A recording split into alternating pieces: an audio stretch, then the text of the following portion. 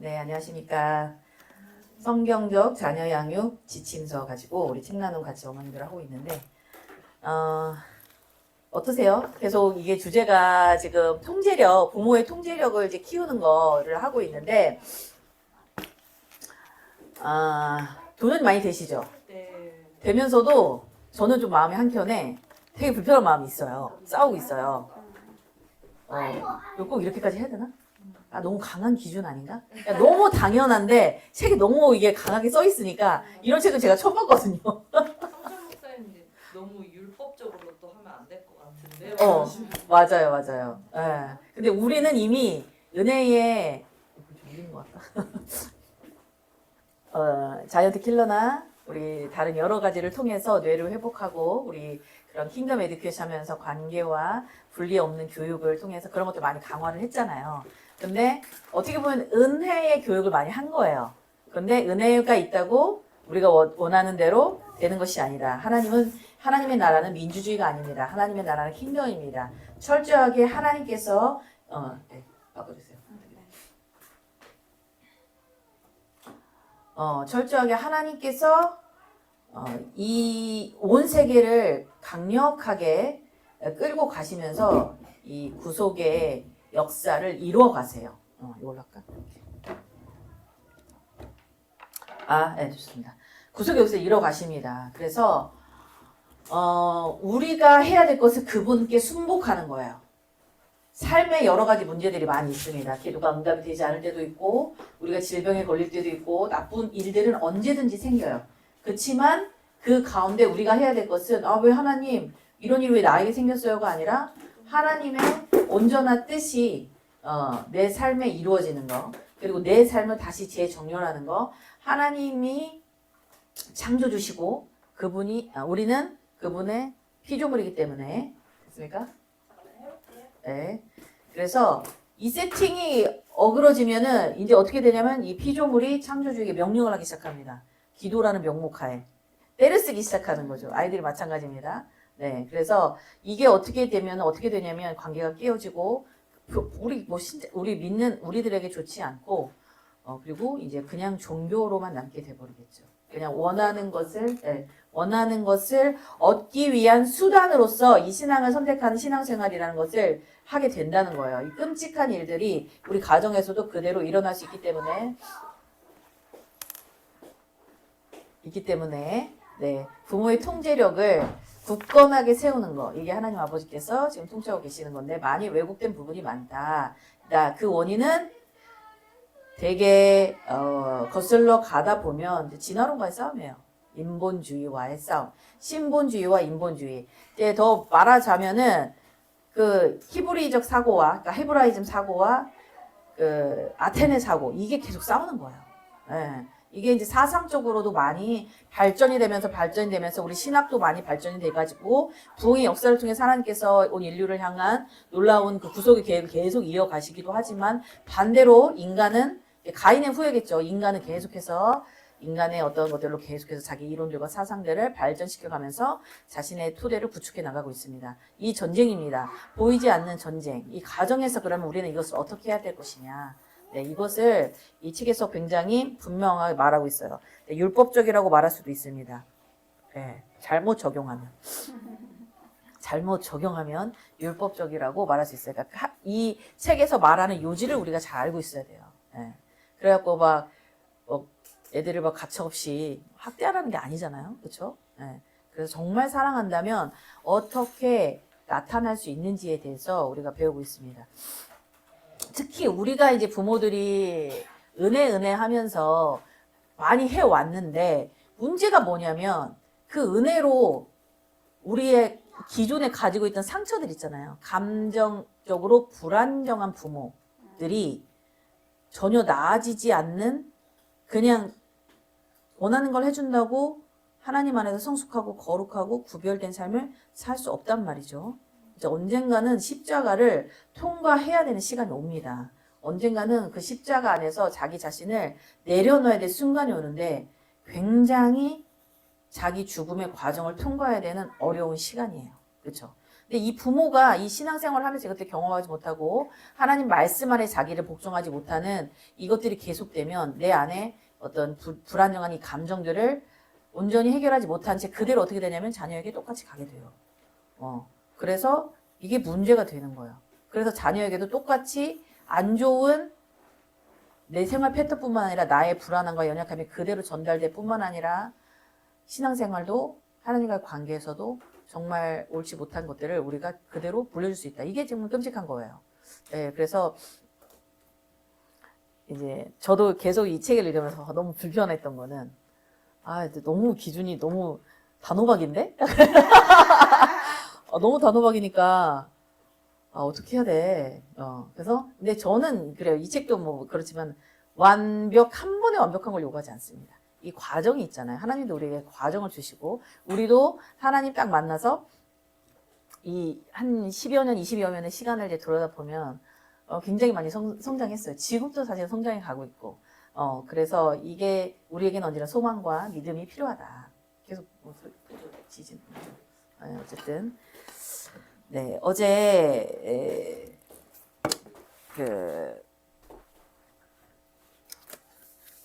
존중이 기본이에요. 존중. 예. 사랑의 다른 말은 존중입니다. 예의라고 하죠. 예.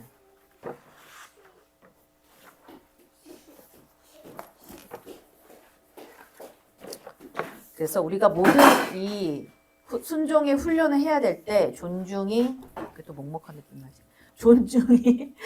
존중이 기본 전제가 돼야 돼요. 존중이 기본 전제. 자, 권위를 되찾고 자녀의 존중을 얻는 방법에 대해서 어제 이야기했습니다. 이거는 어떻게 보면은 그러니까 자녀가 내 말을 듣냐 안 듣냐는 2차적인 문제.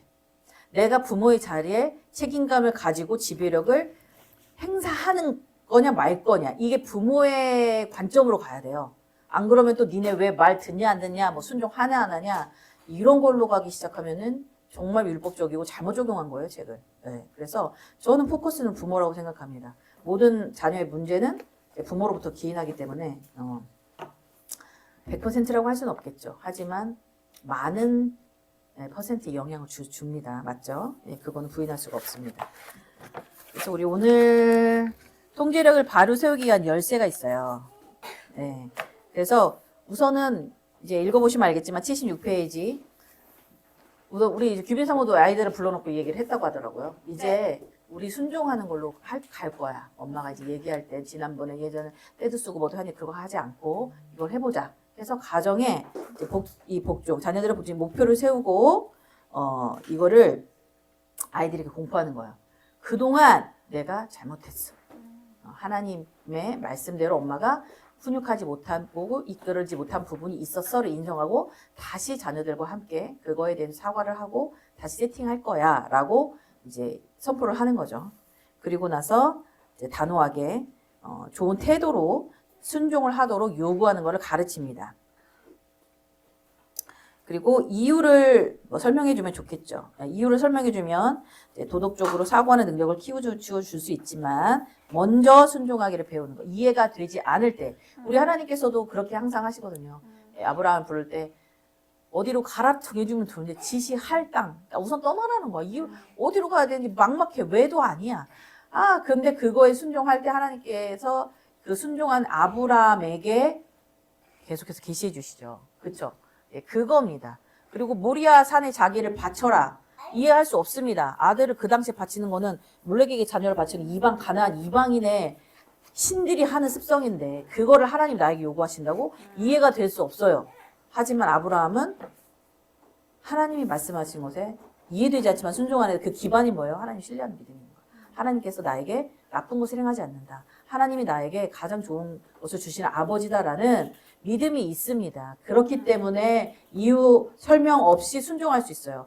그래서 그 다음에 놀라운 엄청난 영적인 계시와 비밀들이 다음 세대에게 풀어지는 거예요. 하나님이 비밀과 그런 어떤 지혜를 주실 때 어느 누구에게 아무나에게나 주지 않죠. 돼지에게 진주를 주지 않습니다. 좋은 것을 개에게 주지 않아요. 그러니까 우리 자녀들에게 정말 좋은 것이 오려면 먼저 순종하는 태도 이것들이 확인된 다음에 지혜를 배워야지 그 지혜가 흐르지 않는다는 것입니다. 네, 이거를 쉽지 않아요. 예? 우리가 이 책을 통해서 이제 배우고 하지만 저도 이제 애들 키우고 지금도 키우고 있지만 저 자신 스스로도 이것이 잘 안 되고 많이 도전이 되는 부분입니다. 네. 자, 우리 77페이지 자 조용히 해주세요. 자녀가 이유를 묻지 않고 순종해야 되는 이유에 대해서 쭉 얘기하고 있습니다.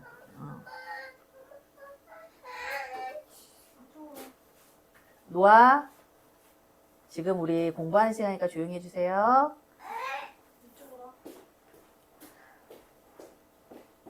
이제 이게 우리가 계속 설명하는 습관이 있죠.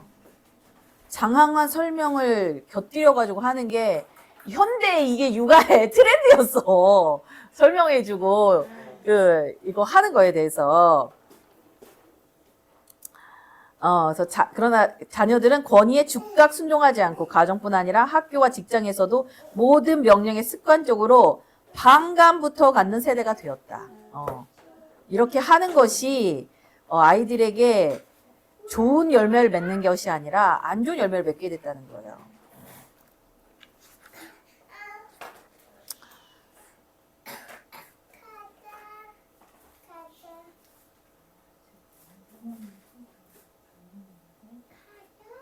네, 그래서 이게 설명을 하게 되면 이런 문제가 생긴다는 거예요. 이해되지 않으면 안 돼요. 왜냐면은 노아가 이해되는 수준이 어느 수준이겠어요? 시아가 아무리 설명해봤자 이해되는 수준이 그러니까 기준이라는 게 있어요. 그런데 우리 부모와 어른들은 더 넓은 이해와 더 넓은 사고의 폭을 가지고 아이들을 이끌고 있는데 다 이해 안 되죠. 과자 왜 안 돼? 애들은 정말 이해가 안 돼요. 나중에 어떻게 되는지 모르거든요. 그렇잖아. 근데 이게 훈련이 안 되면 어른이 돼서도 이 중독에 뭐라고 하냐 이거 첨가제 그쵸 식품 첨가제 첨가물 독에 노출이 돼 있는 거예요. 이거 뭐 좀 포장돼 있지만 사실 마약과 독을 자녀들에게 지속적으로 먹이면서 나중에 그걸 끊기가 되게 힘듭니다. 이거를 다 설명을 나이가 돼서 할 수 있으면 좋은데 기본적으로 우리 자녀들이 묻지 않고 순종해야 되는 이유를 듣지 않고 설명해주지 않아 순종해야 되는 태도를 이제 알려줘야 된다. 자, 다음 78페이지 순종의 이유를 알려줄 시기가 있습니다. 그 시기는 자 설득 없이도 지속해서 순종하는 모습을 보일 때 제가 소은이한테 이 테스트 되게 많이 했어요. 안 돼 계속해서 하고 싶은 걸 안 된다고 했을 때 이제 이것이 되었을 때 그러면 그때 내가 불러가지고 네가 이런 것이 지금 돼 있기 때문에 엄마가 설명을 해줄게. 이게 얼마나 좋은 것인지. 그래가지고 그렇게 된 다음에 얘가 이것을 설명을 듣게 되면 자기 것이 됩니다. 자, 조용히 해주세요. 자, 부모의 목표는 자녀를 엄마의 제자로 만드는 것이 아닙니다. 그리고 잘 개발된 성품과 올바른 행동을 위한 동기로 스스로 자신을 다스릴 줄 아는 사람이 되도록 훈련하는 것이다. 네. 스스로 자신을 다스릴 줄 아는 사람. 그냥 엄마 말 당시에 듣고자 우리가 지금 하는 게 아니잖아요. 그렇죠? 그래서 이 순종하냐 안 하냐 이거는 그거를 우리가 보게 되는데 그거 보지 마세요. 애들은 끊임없이 가르쳐야 됩니다. 근데 우리가 잃지 말아야 될 건 지도력, 이 통제력 잃지 말아야 된다는 거. 내가 책임감 있게 이 가정에서 서 있어야 되는 거. 이거를 가지고 있어야 돼요. 부모들이 이 통제력을 잃는 이유가 여러 가지 지난주에 그러니까 어제 목사님께서 얘기해 주신 가장 큰 이유는 정서적 불안감이에요. 내가 힘이 없어. 이 통제력을 갖고 책임감을 왜냐면 왕의 그 무게라는 게 있거든요. 그렇죠? 대통령의 무게라는 게 있어요. 어떤 통치자들은 무게라는 게 있습니다. 이것을 책임져야 되기 때문에 그 책임을 지기가 어려운 순간이 있어요. 내가 힘들어. 내 감정이 통제가 안 돼. 내 감정이 불안정해. 그리고 번아웃이 왔거나 우울증이 있거나 아니면 재정적 너무 곤란에 처해 있거나 몸이 아프거나 여러 가지 상황에서는 이 통제력을 제대로 발휘하기가 힘듭니다. 그래서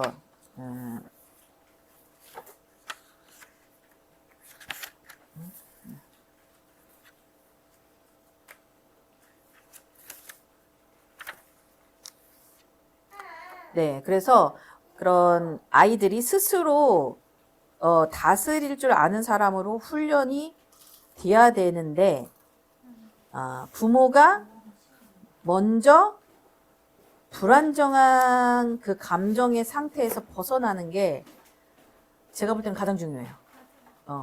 근데 완벽하게 벗어나라는 건 아니야. 우선 인지를 해야 돼요. 우리 이제 자이언트 킬러에서 빌 존스 목사님이 그런 말씀하셨죠.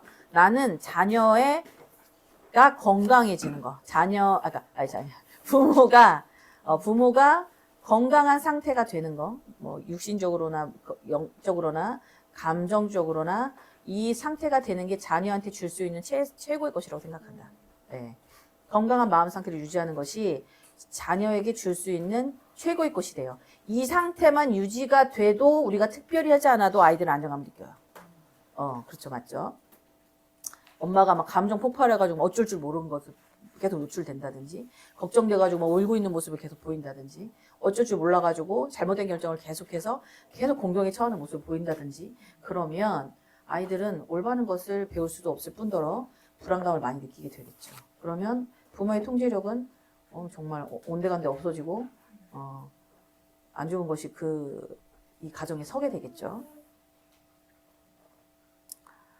자, 언쟁 없이 이유 설명하기입니다. 언쟁 없이 이유 설명하기.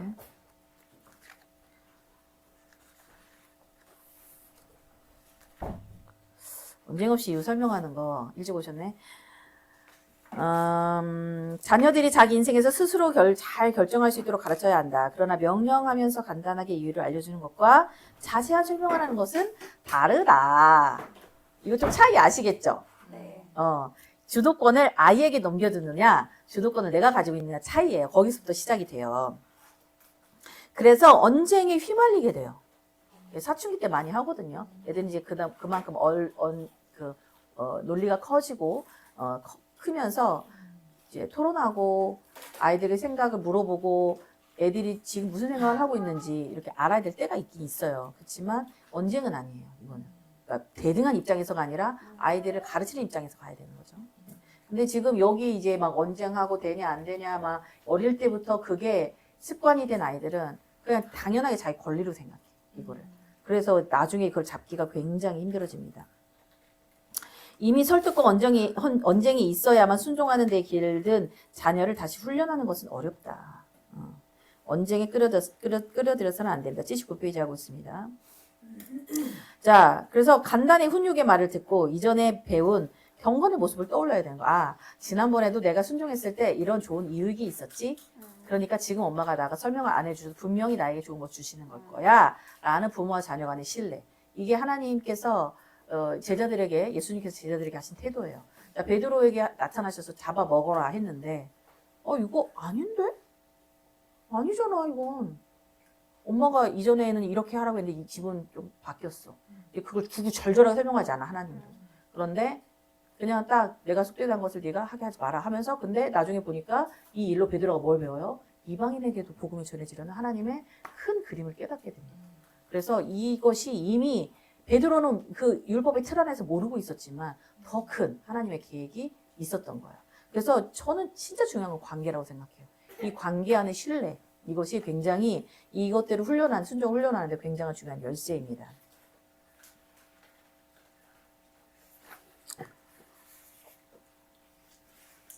자, 80페이지 보면 자기 고집을 꺾고 겸손히 순종하기를 배운 적이 없는 아이. 라면 어떻게 되는 것에 대해서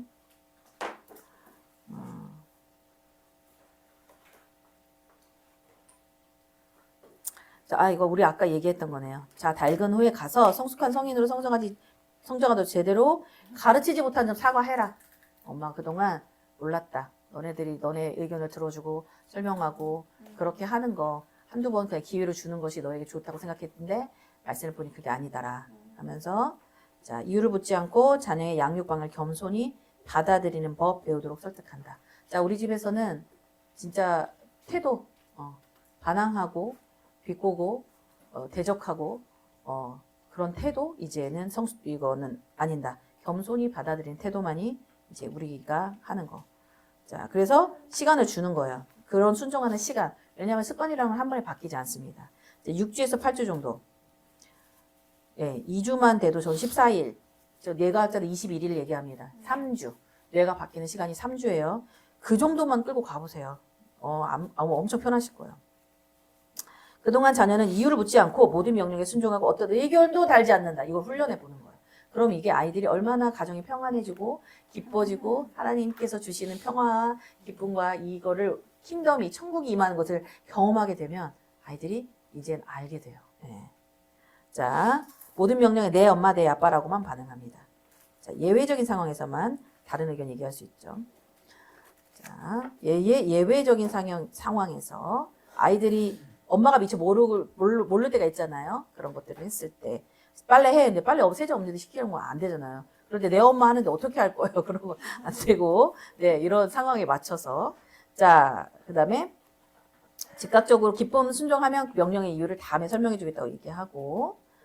자, 설명은 간단해야 하고 가르침의 시간에 언제나 허락되지 않는다. 그 다음에 만약에 3주가 지나고 4주가 지나고 여기서 말한 6주에서 8주 정도 시간 지났는데도 우선 3주로 아마 정해놓는 게 좋아요. 저는 그거 할 때도 기간을 정해놨는데 태블릿 있죠. 기기들 그거를 이제 영어 교육을 위해서 많이 사용을 하는데 그것도 만약에 둘이 보고 나서 싸우거나 이제 다다라 했을 때 왜요? 이렇게 태도를 하면 이제 그 즉시 2주 동안 금식. 예, 그냥 딱 2주예요. 시간을 정해놨어요. 그래서 그 시간을 정해놓는 게 좋아요. 우리가 순종 훈련을 할 건데 한 3주 아니면 5월 가정의 달이니까 5월까지 한번 해보자. 하고 정해놓는 거예요. 그 기간이 끝났는데도 만약에 되지 않으면 더 시간을 늘리겠다라고 이제 하는 거죠. 자, 공감하시죠? 집에서 한 번씩 다 적용해 보시기 바랍니다. 자, 부모의 마음을 바꾸는 공손한 방법. 자, 부모의 마음을 바꾸는 방법 유일하게 공손한 태도를 지닐 때입니다. 자, 떼쓰고 막 받아달라고 떼쓸 때 주면 안 돼요. 절대. 이거는 떼쓰는 걸 훈련시키는 것밖에 안 돼요. 그리고 TV 틀어주거나 찔리주거나 하면 안 돼요. 이걸 안 좋은 태도로는 좋은 거를 절대 얻을 수 없다라는 거 아이들이 알려줘야 돼요. 그 대신 좋은 걸 얻을 때는 어떻게? 공손한 태도를 지닐 때. 엄마, 제가 더 이렇게 하면 안 돼요? 제가 더 하면 안 될까요? 이렇게 공손한 태도로 자기 의견을 얘기할 때만 자, 부모가 자녀들의 의견을 받아들일 수 있는 경우는 그들이 매우 공손한 태도를 취할 때이다. 이때만 들어준다는 거. 이것도 가지고 있으면 굉장히 자녀들의 태도를 훈련하는 데 좋은 방법입니다. 자, 이유를 쭉 볼게요. 82페이지. 이유를 묻는 자녀에게 반응하는 방법. 왜요? 라고 묻도록 버려두지 말라. 자, 제가 말해도 될까요? 왜 그런지 물어봐도 돼요? 그냥 이렇게 왜요가 왜요? 이게 아니라 왜요? 이거죠. 또 왜요 하지 말랬다고 왜요 하지 말고 태도를 보여주셔야 됩니다. 알겠죠? 엄마 왜 그래야 돼? 왜 그러면 안 되죠? 왜요? 라고 하면 그 자체의 엄마의 존중과 엄마의 그런 지시사항에 궁금해하고 받아들일 자세 이런 말투는 괜찮습니다. 왜요? 해도 하지만 왜요? 엄마 제가 말해도 돼요?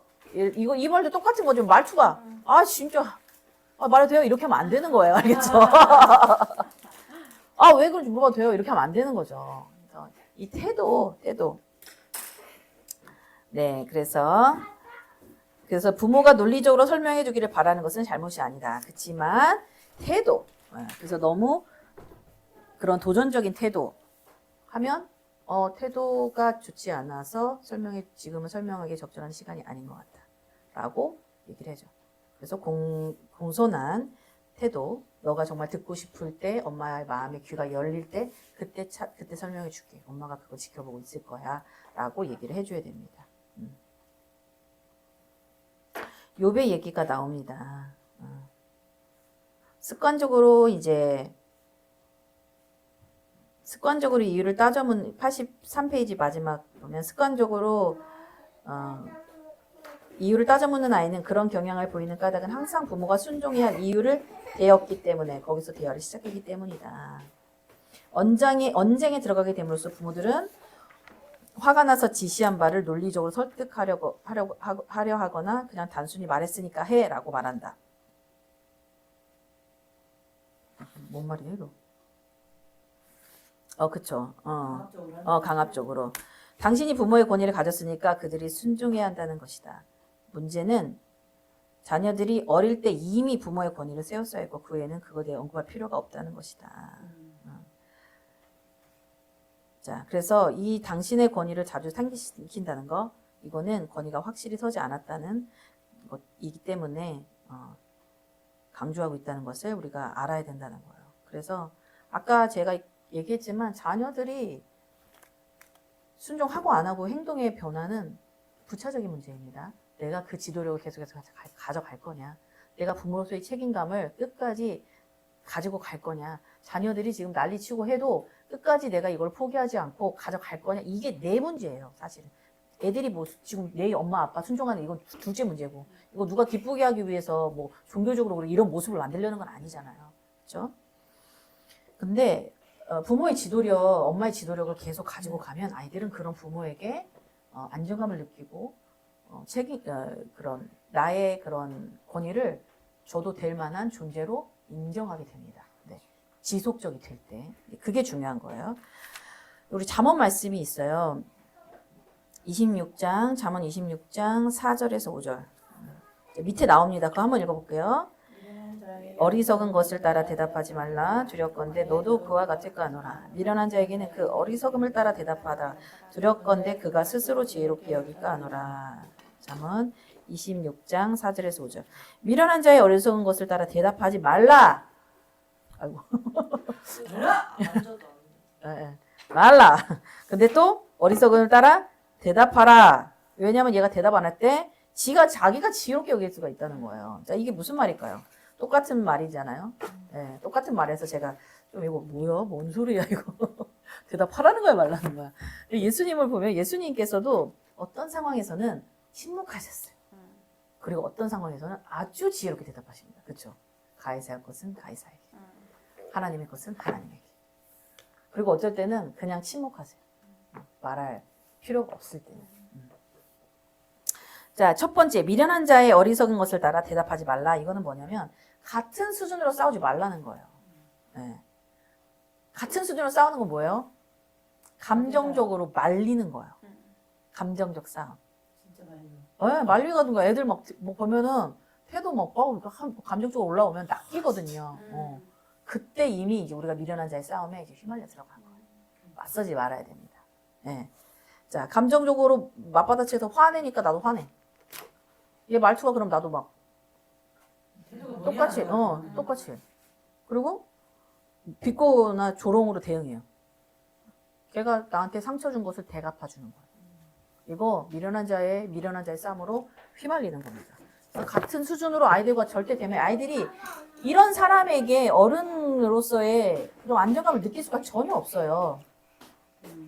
그리고 엄마에게 권위를 주기가 매우 힘듭니다. 우리 애들 되게 착한 애들이에요. 진짜 그나마 말씀 가르쳤기 때문에 우리가 이러고 있는 겁니다. 애들이 따라오고 지금 험숙을 하고 있는 거예요. 예. 자, 그 다음에 두 번째, 미련한 자에게는 그 어리석음을 따라 대답하라. 이거는 뭘까요? 어떤 뜻인 것 같아요? 그 수준에 맞춰서. 그쵸. 그 사람이 말하는 수준에 맞춰서 설명을 하되 그 모순을 드러내야 돼요. 가끔 아이들이 이런 거 있어요. 되게 용서하기가 힘들다고 느껴져요. 용서하기가. 엄마 전 용서하기가 너무 힘들어요. 제가 할 수 없을 것 같아요. 막 이런 거 있거든요. 소은이 얘기 좀 나와서 소은이랑 이런 얘기 좀 많이 했거든요. 자기 딱 그 논리에 딱 갇혀서 자기가 이거를 하지 않아도 돼 수천 가지 이유를 얘는 장착을 하고 있어요. 그래서 뭐 어쩌고저쩌고 얘기하다가 은채랑 사이가 굉장히 안 좋았었을 때가 항상 이제 소은이한테는 가장 큰 산이거든요. 둘이. 근데 은채 나 다른 사람 다 용서해도 언니는 절대 용서하지 못할 것 같아. 이렇게 얘기를 하더라고. 그런 얘기 많이 들었잖아. 인간 절대 용서 못해요. 네, 그랬어요. 너가 가장 사랑하는 사람 누구냐? 너에게 가장 많이 헌신해준 사람이 누구지?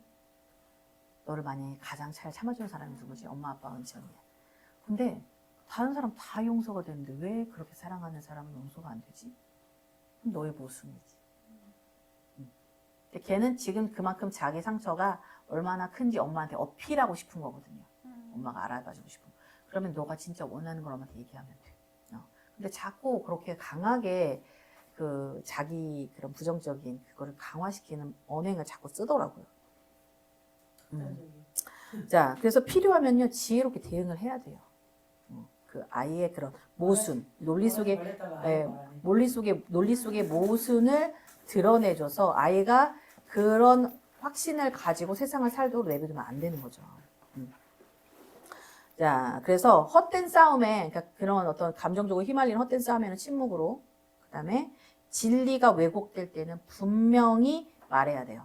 자, 십자가 지는 거 어렵다고 얘기하는데, 자, 예수님께서 내 멍에는 쉽고 가볍다라고 분명히 말하고 있어요. 그거는 너가 혼자 해결해야 되기 때문에 힘든 거지.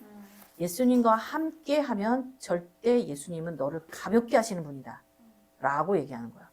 자, 용서를 하는 게 힘든 거냐, 계속 미워하는 게 힘든 거냐 했을 때, 미움은 더 힘든 거다라는 거를, 진리를 분명히 얘기해 줘야 돼요. 안 그러면 왜곡이 쌓입니다. 그래서 우리가 침묵해야 될 때, 감정적으로 휘말려서 막 자잘한 거 가지고, 우리가 몇 등 해가지고 싸우고 조롱하고 비판하고 뭐, 비꼬고 이런 거 하지 말고요. 진짜 진리가 왜곡될 때만 분명하게 얘기를 해줘야 된다는 이 잠언의 말씀의 뜻이 그런 겁니다. 자, 호기심인가 회피인가. 자, 아까 얘기했죠. 진짜 순종하고자 해서 정말 궁금해서 내가 순종하고 싶은데 그 태도가 기본적으로 수능적인 태도라면은 얘기를 해줘야 됩니다. 하지만 그래도 바람직한 표현은 순종이 먼저, 질문은 나중에. 질문하더라도 공손하고 겸손한 태도로 해야 된다라는 거. 자, 다음 양육의 4단계를 좀 읽어오시면 좋겠습니다. 네. 이것도 뭐 우리가 좀 짧네요. 양육의 4단계. 요거는 금방 좀 끝날 수 있을 것 같고. 그래서 제가 이제 어제 같이 그거를 하면서 부모의 감정적 불안정함, 그걸 가져왔구나.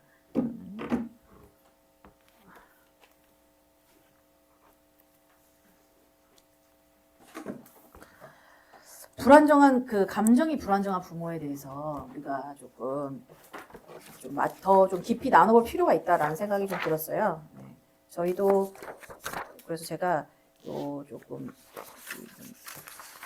책을 요약을 해왔습니다.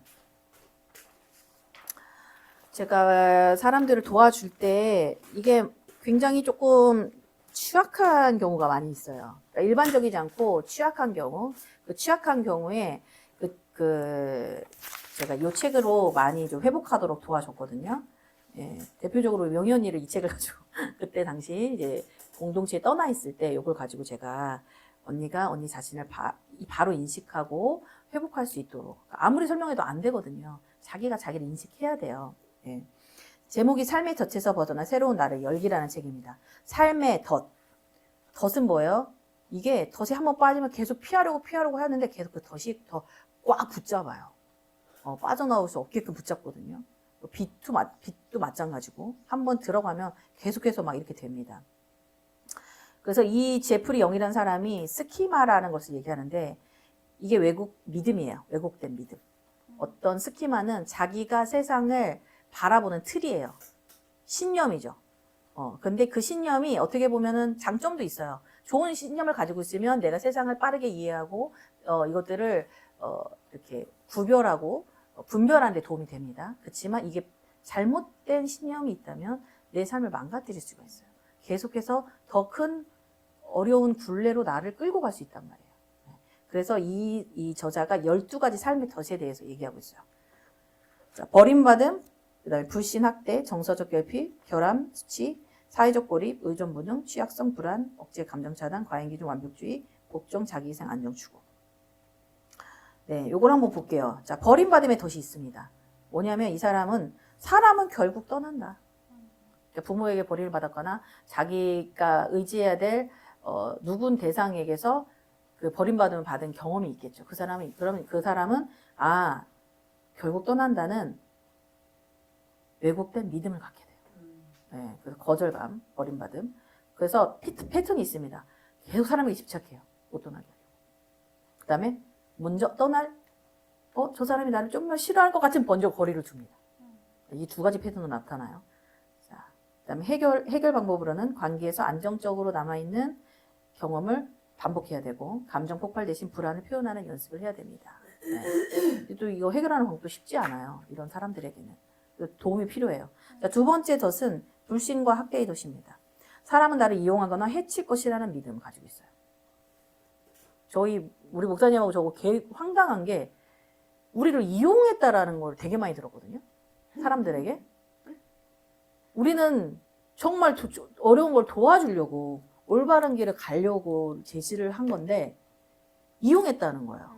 이거는 불신과 학대의 덫에 빠져있는 사람들이 주로 하는 대화가 말입니다. 저 사람이 나를 이용했어.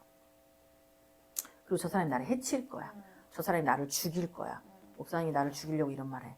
사모님이 나를 지금 죽이려고 이런 말해. 해칠 거라는 그런 생각을 가지고 있는데, 그 사람한테는 이게 실제입니다. 그래서 패턴이 있는데 의심해요. 경계하고 공격적인 태도. 조그만 거에서 공격적으로 확 나옵니다. 해결 방법. 안전한 사람을 구별하는 기준을 세워야 됩니다. 그렇죠? 나에게 헌신하는 사람은 안전해. 그리고 최소한 이렇게 그런 거 있죠. 저는 이제 사람 볼 때 부모와의 관계를 보라고 하거든요. 부모와의 관계 어떻게 해결하고 있는지.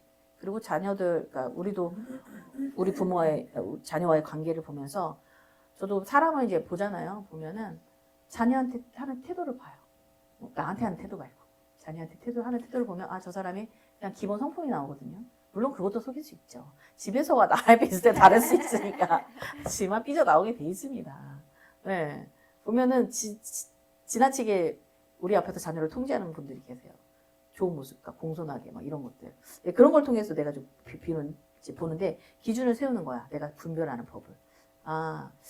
가정적으로 좀 부모와 관계가 좋다라면 저 사람은 좀 믿어도 안정적이겠구나. 아니면 그런 거죠. 회사나 교회를 자주 옮겨 다니거나 이런 사람이 아니라 한 인간 공동체에서 한 10년 이상 헌신했다라고 하면 좀 그런 기준들이 있잖아요. 그런 것들을 보는 거죠. 이거는 진짜 회사 사람 뽑을 때도 이렇게 해요. 그렇죠? 중요합니다. 작은 신뢰의 경험부터 쌓는 거. 자, 그 다음에 정서적 결핍의 덫이 있습니다. 아무도 나를 진짜 이해해주지 않는다는 느낌을 계속적으로 갖습니다. 그러니까 관계 속에서도 계속 공허해요, 이 사람들은. 그래서 아무도 나를 이해해주지 않아. 근데 내가 원하는 게 뭔지도 몰라요. 내 감정이 진짜 내가 어떤 걸 이해받고 싶은지도 몰라요. 그냥 이해해주지 않는다는 느낌만 받을 뿐입니다. 그래서 내가 원하는 감정을 명확하게 표현해줘야 돼요.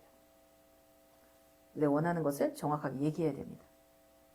채워지지 않는 사람 대신 맞는 관계를 선택해야 돼요. 자, 요런 거 우리도 많이 있었죠. 그래가지고 애들도 가끔 이럴 때가 있어요. 애들도 마찬가지고 어른도 마찬가지지만 자신의 감정과 자신의 욕구가 뭔지 명확하게 짚고 넘어가는 습관이 잘 되어 있지 않아. 그래서 막 짜증나고 화가 나는데도 뭐가 원하는지 모르겠는 거예요. 내가 진짜 원하는 게. 근데 대부분 내가 희생해야 될 것이 있을 때가 있어요. 그럴 때 남 탓하고 싶을 때도 이럴 때가 있거든요. 근데 그때조차도 내가 명확하게 이걸 알고 있으면 쉬워지거든요. 그래서 요거를 계속해서 표현하는 거, 감정을 명확히 표현하고 내 욕구를 표현하는 거 명확하게 해야 됩니다. 나한테 잘 좀 해주라고. 남편 나한테 요즘 소홀한 것 같아. 나한테 관심 없는 것 같아. 이게 아니라 저녁밥은 같이 먹었으면 좋겠어. 일주일에 한 번은. 사랑한다고 한 번은 말해줬으면 좋겠어. 명확하게 내가 원하는 거, 욕구를 얘기를 해야 되거든요. 자, 결함 수치심의 덫이 있습니다. 잠시만요. 요거 드릴게요. 지금 부모의 통제력을 갖는 데 있어서 중요한 거는, 정서적, 오케이. 그래서 요거 지금 하고 있습니다. 본당에 사모님 얼굴이 엄청 크게 연예인처럼 나왔어요. 그래. 어떡하니? 지금 가려야 되겠다. 자, 그래서 결함과 수치심의 덫이 있습니다. 나는 본질적으로 문제 있는 사람이라는 믿음이에요. 그래서 숨겨요. 자기 그런 어떤 것들을. 그리고 자기를 비난합니다. 약점을 드러내지 않아요. 요거는 이제 성장 과정에서 계속 성과로나 아니면은 존재로 받아들여지지 않고 계속 나의 어떤 행동으로 이거를 평가를 받았던 아이들이 이런 경우 나오겠죠. 그래서 계속 숨기거나 자기 비난을 합니다. 네. 그리고 자신의 약점을 있는 해결책으로는 자신의 약점을 드러내는 안전한 경험이 있어야 되고 존재는 가치가 있다라는 인식을 지금 훈련해야 돼요. 그러니까 우리 아이들도 혼나기 싫어서 자꾸 그걸 하잖아요. 상황에 따라서 거짓말을 하잖아요. 그게 나는 연약해도 부모에게 그대로 받아들여질 수 있어. 이거는 연약함은 나의 일부일 뿐이야 라고 인지한 사람은 굳이 감추지 않고 드러냅니다. 왜냐하면 거짓말하고 감추는 자체가 쉬운 상황은 아니거든요.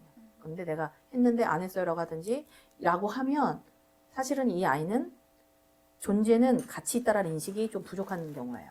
그렇기 때문에 이 존재가 있는 그대로 가치 있어. 그냥 부족한 거는 너의 과정에서 성장하는 하나의 도구일 뿐이고 이게 너의 전부는 아니야. 실수는 너의 행동의 아주 작은 부분인데 그 부분이 전체의 너를 설명할 수는 없어. 라고 이것들을 계속해서 인식을 시켜줘야 됩니다. 그렇지 않으면 아이들은 결함과 수치심의 덫을 가지고 나는 문제가 있어. 그래서 자기 스스로를 비난하고 모든 탓을 자기 화살로 돌립니다. 그리고 숨기게 돼요. 네, 저희 남편도 약간 이런 것이 있어요. 항상 숨깁니다. 그리고 자기를 비난해. 나 아내한테 화난 게 아니고 나 자신한테 화가 난 거야. 신혼 때 이 말을 되게 많이 했거든요. 네. 그러니까 가정적으로 그렇게 자라온 거예요. 내가 어떻게 잘했으면 이 가정이 좀 더 됐을까? 올바른 어른들이 안정된 이 테두리를 존재로서 한 번도 받아들여지지 못한 거죠. 자, 사회적 고립의 덫이 있습니다. 자, 나는 어디에도 속하지 못한다. 이 사람도 항상 거리를 두고 그렇지만 항상 소외감을 느껴요. 그리고 외로움을 느끼겠죠. 그래서 거리두기. 자, 해결 방법으로는 공통점 기반 관계 찾기. 공통점. 책을 좋아하면 책 읽는 사람들끼리, 아니면은 뭐 여행을 좋아하면 여행 사람들끼리, 줌바를 하면 줌바하는 사람들끼리 그런 운동의 그런 걸로 해서 찾는 거예요. 기반을 찾는 거예요. 공통점 기반에서 관계를 찾고 소속 경험을 의도적으로 늘리는 거죠. 네. 우리 뷰존슨 목사님도 지금 혼자 되셔가지고 시니어 그 모임에 오라고 하는데 자기가 그 모임 가기 싫은 거지. 내가 지금 사랑하는 아내를 잃고서 나 혼자 된 이 상황이 받아들이기 힘들어진 거예요. 그 책이 나오거든요. 근데 그때가 사실은 되게 필요할 때. 그렇게 해서 소속 경험을 의도적으로 늘리는 거죠. 자, 의존과 무능함의 덫이 있습니다. 혼자서는 아무것도 못해요. 이 사람들은 뭐냐면 결정을 회피합니다. 그다음에 타인 의존적이에요. 항상 타인에게 물어봐요. 이거 해야 돼, 뭐 해야 돼, 계속 물어봅니다. 이거는 사실 책임을 피하기 위한 하나의 도구일 수도 있어요. 그래서 작은 결정부터 스스로 하는 것을, 자, 아침밥, 점심 뭐 이런 것부터, 아주 작은 것부터, 옷 입는 거, 옷 사는 것도 나 혼자 가서 내가 결정하는 거야. 꼭 여자들 같이 가서 사기를 원하잖아요. 그렇죠? 왜냐면 이 돈을 들였는데 그 돈 들인 것에 실수를 최대한 줄이기 원하는 마음이 있어요. 하지만 이런 것도 나 혼자 해보는 거죠. 그 다음에 실패 경험을 학습으로 재해석하는 거예요. 그래서 제가 그 쇼핑하면서 구매력을 높이는 거. 실패를 많이 해봐야 돼요. 인터넷 쇼핑으로도 해보면 실패를 많이 해본 사람이 좋은 물건을 할 수 있는 가능성인데 실패하기 싫어가지고 절대 안 하면 계속 다른 사람 의존하게 됩니다. 노아가 주원이 오빠를 때렸어. 자, 그다음에 의존 무능했고, 취약성 불안의 덫이 있습니다. 언제든 큰 일이 터질 것 같은 공포가 있어요. 기침을 하면 나 폐렴인가? 취약성이 덫입니다. 우리 본인은 그러더라고요. 이제 뭔가 반점이 뭔가 피부에 오돌오돌 생겨서 네이버 찾아봤더니 암인가 보다. 그렇게까지 가더라고요. 취약성의 덫이에요. 그래서 이 그냥 언제든지 막 큰일이 터질 것 같은. 그래서 이 패턴이 뭐냐면 과도한 걱정이에요. 과도한 걱정. 자녀 할 때도 그럴 거예요. 이게 얘가 이런 행동하는 게 얘가 커서 뭐 되려고 그러냐 하면서 이제 뭐 미래가 망가질 것 같은 이렇게 되는 거예요. 예, 너무 이게 너무 그렇게 보지 않아도 돼요. 우리만 잘 서 있으면 아이들은 잘 크거든요. 네, 그래서 현실 확률과 생각을 구분해야 돼요. 현실 확률과 생각을 구분해야 되고 불안 상황을 단계적으로 표출해야 됩니다. 자, 보니까 그렇게 얘기하더라고요. 개의 트라우마가 있는. 걔 예전에 물린 경험이 있어. 그러면 이 사람은 공포가 극대화되거든요. 그래가지고 아예 걔를 쳐다보지도 못하고 걔가 접근하는 것도 못하고 어렸을 때 그럼 트라우마가 생길 수 있잖아요. 그랬을 때 이제 사진부터 이제 대면하는 걸 훈련을 하는 겁니다. 불안 상황을 단계적으로 노출하는 거죠. 사진 보다가 그 다음에 동영상을 보고 그 다음에 아주 훈련이 잘 된 강아지, 아주 얌전한 강아지를 한번 만져보고 이런 식으로 단계적으로 그것을 치유할 수 있도록 이거는 이제 여러 영역에 적용이 되겠죠. 아이들한테 무조건 가가지고 막 물에 이제 수영에 대한 트라우마, 물에 있는 트라우마가 있는데 물에 집어 던져 막 이래가지고 그렇게 해서 배운 아이들이 잘하는 아이들도 있어요. 예. 근데 아닐 수도 있잖아요. 그랬을 때는 조그만 물에서부터 시작해서 단계적으로 얕은 데부터 시작을 해서 아주 이렇게 해야 되는 거죠. 그래서 취약성과 불안의 덫을 이제 이겨낼 수 있도록 도와줘야 됩니다. 예, 그렇습니다. 네. 억제, 감정 차단의 덫이 있습니다. 감정을 드러내면 안 된다는 믿음이에요. 그래서 무표정과 거리감을 이제 패턴으로 두고 있죠. 그래서 감정을 해결책으로는 감정을 안전하게 표현하는 연습, 그 다음에 표현해도 괜찮다는 경험을 축적해야 됩니다. 자, 감정을 억제하고 차단한다고 해서 이게 안 되거든요. 이 사람도 언젠가는 폭발하게 돼 있어요. 안 그러면 나중에 그냥 극단적 선택을 하게 될 거다. 안 그러면 나중에 다른 사람에게 무차별 폭행을 가한다든지 이게 이제 쌓여 있기 때문에 감정을 완전히 컨트롤할 수 없는 상황이 돼버리는 거거든요. 그것까지 가면 안 되겠죠. 그다음에 과잉 기준과 완벽주의의 덫이 있습니다. 항상 더 잘해야 된다라는 거예요. 자기는. 그래서 자기 압박이 있습니다. 번아웃이 있습니다. 자, 예술하는 분들이 기준이 높아서 이런 경험이 좀 있더라고요. 이런 분들이 있더라고요. 잘하는데 규빈성도 알 거예요. 규빈성 노래 잘하잖아요. 근데 자기 잘한다고 만족하세요? 아니 절대 못하죠. 네. 절대로 말 들어가잖아요. 절대 못한. 저도 한정 사원이 이제 성악하셨으니까 보통 사람들은 월등하게 잘하거든요. 근데 절대 우리는 노래해도 한정 사원이 노래를 안 합니다. 네. 극복하셨습니다. 네, 극복하셨죠. 예. 네, 그래요. 그래갖고 과잉 기준 완벽주의 항상 더 잘해야 돼. 나는 못한다. 그림도 마찬가지고 글 쓰는 사람도 마찬가지고 오늘 예술하는 사람들은 그런 노출에 처해 있는 거야. 네, 외모도 마찬가지고. 네. 제가 이제 그분 남윤수 목사님 작품을 보고 정말 그냥 그 자체로 치유되는 게 몇 분 만에 그 작품 완성됐다고 딱 그거를 한다는 게 밑에 보면 아시겠지만 밑에 이젤 때문에 그게 그 딱 하얗 부분이 있어요. 근데 저걸 보면서 저분은 진짜 많이 내려놨다. 진짜 저분은 진짜 많이 내려놨다. 예술가로서. 저 꼴을 못 보거든요. 사실 그렇잖아. 우리가 봐도. 그래서 그것이 그냥 자기 만족을 하는 법. 네, 시간이 더 되겠습니다. 그래서 이제 해결책으로는 충분히 좋은 기준을 내가 설정해야 돼요. 이 정도 시간이 없는데 막 끝까지 하다가 막 안 되는 경우 막 좌절하고 하죠. 그래서 아예 시작 안 하는 사람들도 있습니다. 기준이 높은 사람들은. 네, 그래서 충분히 좋은 기준을 설정해요. 그리고 성과보다 존재를 인정합니다. 내 안에 가능성이 더 있지만 지금은 이거. 그러니까 이 정도 과정을 또 인정을 해줘야 돼요. 그 다음에 복종의 덫이 있습니다. 내 욕구보다 남이 먼저입니다. 거절을 못해요. 억눌림이 있습니다. 그래서 싫다라고 말하는 거절하는 연습을 해야 돼요. 자, 싫다라고 이 말을 못하는 사람들은 싫다라고 하면 다른 사람이 나를 싫어할 거라는 생각을 하고 있어요. 그래서 항상 다른 사람의 만족을 주고 싶어하는 욕구가 있어요. 그러면서 자기가 사는 건데 노하는 연습이 필요합니다. 모든 사람의 모든 것을 다 만족해 줄 수 없어요. 자녀의 모든 것도 다 만족해 줄 수 없습니다. 근데 노할 때 적절하게 노하는 거. 내가 너무 해주고 싶은데 지금은 안 돼. 근데 다음에는 엄마가 이렇게 해서 도와줄게 라고 거절하는 거. 아주 부드럽게 거절하는 법을 여러분들 나름 멘트를 만들어 놓으세요. 욕구를 말해도 관계가 유지되는 경험을 해야 됩니다. 싫다고 했는데 그 다음에 규빈사모 밥 먹자 했는데 규빈사모가 사모님 오늘 안 될 것 같아요. 규빈사모 나 싫어하나 봐. 이렇게 할 수 있잖아요. 근데 다음에는 절대 안 잡는다. 먼저 물어보고 내가 바보야. 자기 비난. 자기 비난. 예. 근데 그렇게 욕구를 말해도 다음에 그러면 언제가 좋아? 그럼 다음에가 좋을 것 같아서 이렇게 유지가 되는 거절을 하지만서도 그 관계가 건강한 관계가 유지되는 거를 경험을 해야 돼요. 자, 자기 희생의 덫이 있습니다. 남을 위해 나를 희생해야 한다. 이런 사람들의 이 믿음이 있어요. 네. 자, 성직자들. 네, 저도 약간 이런 것들이 약간 이제 사모로서 이런 것들이 좀 이렇게 장착이 된 게 있는 것 같아요. 자, 패턴은 번아웃이 옵니다. 그리고 항상 억울해. 나 이렇게 열심히 하는데 뭔가 억울합니다. 네. 자, 해결책으로는 나의 필요를 우선순위에 포함.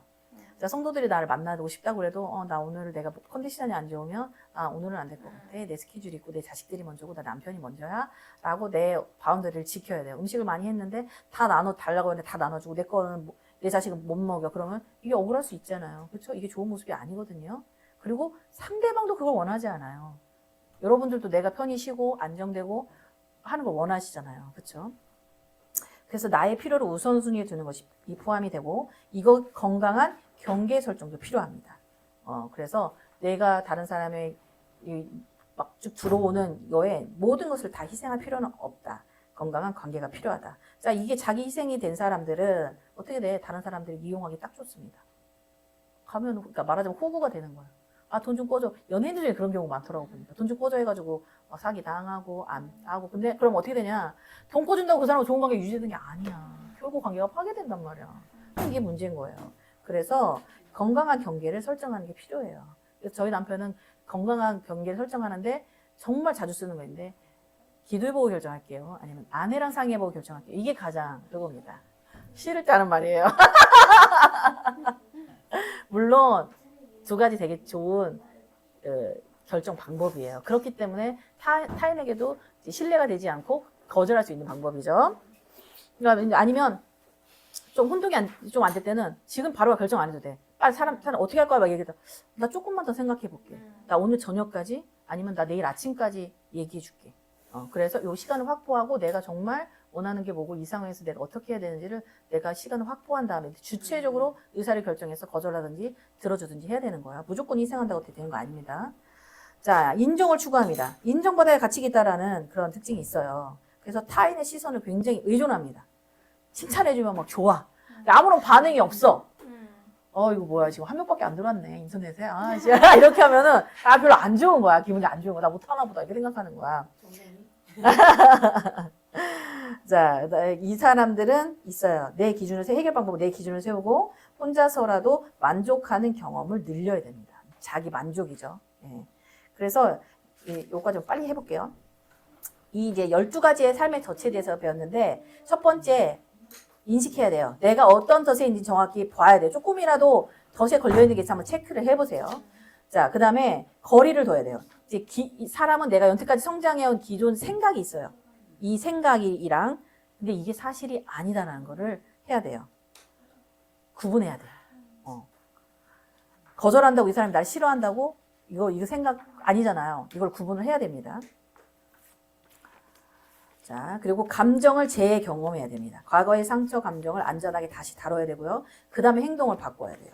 자, 기존의 패턴과 반대로 행동을 해보는 거 좋습니다. 나 이제 항상 거리 두거나, 숨거나, 이거가 회피나 이런 것이 했다면 반대로 의도적으로 해보는 거예요. 자, 한번 읽어볼게요. 부모의 덫은 그대로 거의 자녀에게 전달됩니다. 반대로 부모가 덫에서 벗어나면 그 흐름도 끊어질 수가 있어요. 내가 이거를 왜 이제 정서적 불안정한 부모에서 벗어나기 위해서 이걸 가지고 왔는데 이거를 이 부모가 삶의 덫에서 벗어나면 생기는 변화가 있어요. 이건 자녀에게 생기는 변화입니다. 1번 안정감 있는 아이가 돼요. 그렇죠? 그다음에 두 번째 감정을 건강하게 표현하는 것을 배우게 됩니다. 아이들이. 3번 조건 없는 사랑을 경험하게 돼요. 그렇죠?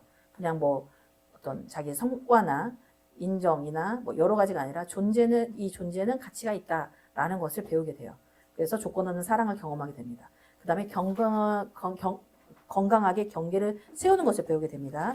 그리고 왜곡된 스키마의 대물림, 이 왜곡된 자기 덫에서 벗어나는 대물림이 끊어지는 일이 있게 되고요. 자, 6번이 가장 중요한 것 같아요. 관계의 질이 달라집니다. 관계의 질.